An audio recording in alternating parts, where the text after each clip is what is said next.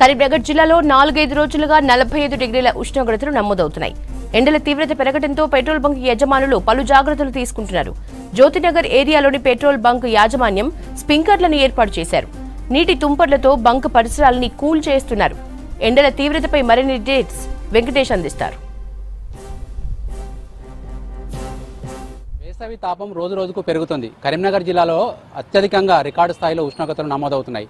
2 రోజుల క్రితం జమ్మికుంటలో 45.6 డిగ్రీల ఉష్ణోగ్రత నమోదు కాగా నిన్న కూడా కరీంనగర్లో 45.4 డిగ్రీల టెంపరేచర్ నమోదైంది. అదేవిధంగా జగిత్యాల కావచ్చు, పెద్దపల్లి, సిరిసిల్ల ఎక్కడ చూసినా కూడా ఈ 45 డిగ్రీల మార్కును దాటి ఉష్ణోగ్రతలు నమోదవుతున్నాయి. ఈ ఎండ తీవ్రత నుంచి ప్రజలు తమను తాము కాపాడుకునేందుకు ఇంట్లో నుంచి చాలా వరకు బయటకు రావడం లేదు.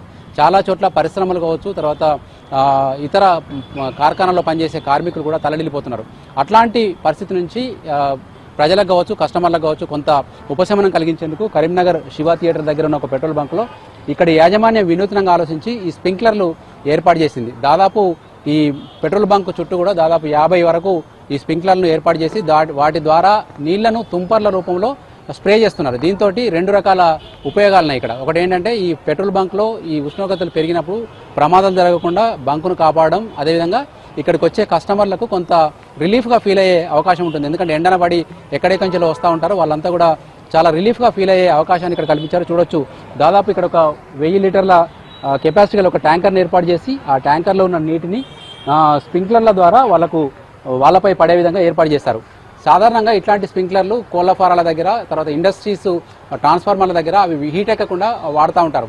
కానీ ఇక్కడ పెట్రోల్ బంక్లో తొలిసారి ఏర్పాటు చేసిన ఈ స్ప్రింక్లర్ల సిస్టమ్ చాలా మందిని ఆకట్టుకుంటుంది. ఇక్కడికి వచ్చిన వాళ్ళు చాలా రిలీఫ్గా ఫీల్ అవుతున్నారు. ఈ పెట్రోల్ బంక్ సంబంధించిన సూపర్వైజర్ శివ మనతో ఉన్నారు.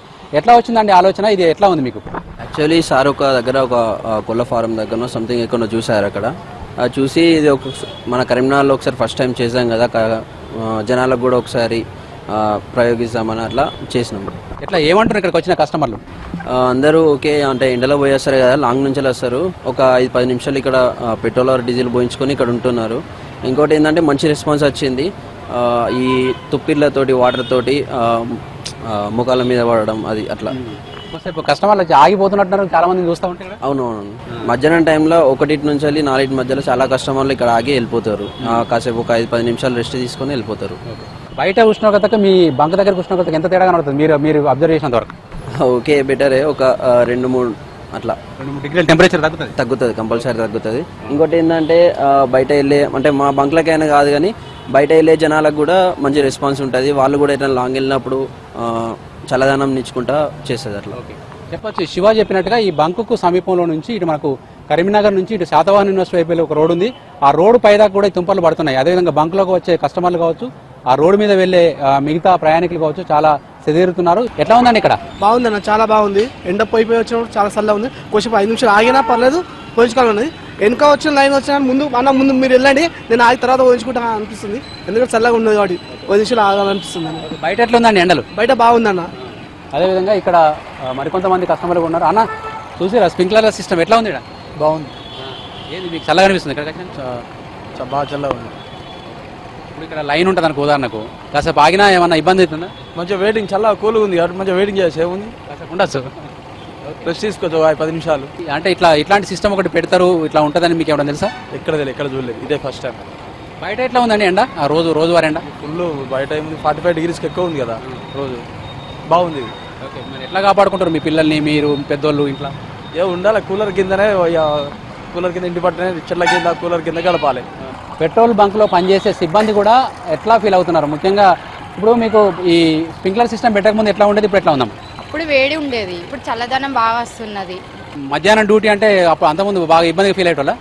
చాలా ఇబ్బంది పడటం. ఇప్పుడు ఏం ఇబ్బంది ఏం లేదు, చల్లగా మంచిగా వర్క్ మంచిగా జరగటం గోలుగా. స్ప్రింక్లర్లు అంటే సమ్మర్ టెంపరేచర్ బాగా పెరిగింది, వీళ్ళు పెట్రోల్ బంక్ వాళ్ళు ఒక వినూత్నంగా ఆలోచించి ఏర్పాటు చేశారు. మీరు ఎట్లా ఫీల్ అవుతున్నారు ఇక్కడికి వచ్చిన తర్వాత? చాలా హ్యాపీగా ఫీల్ అవుతున్నాను. ఇది చాలా ఈ టెంపరేచర్ విపరీతంగా పెరిగింది. రేపు ఏదన్నా అపాయం కూడా జరగవచ్చు పెట్రోల్ డీజిల్ వల్ల. దీనివల్ల ఏ అపాయం కూడా జరగకుండా ఇది బాగుంది సిస్టమ్. ఇది పబ్లిక్ కానీ యజమాన్యానికి కానీ అందరికీ చాలా కన్వీనియంట్గా ఉన్నది. ఇది చాలా సంతోషం. ఓవరాల్గానైతే ఉష్ణోగ్రతలు మరింత పెరిగే నేపథ్యంలో ఇక్కడ పెట్రోల్ బంక్లో తీసుకున్న చర్యలు లాంటివి మిగతా చోట్ల కూడా తీసుకుంటా ఉన్నారు.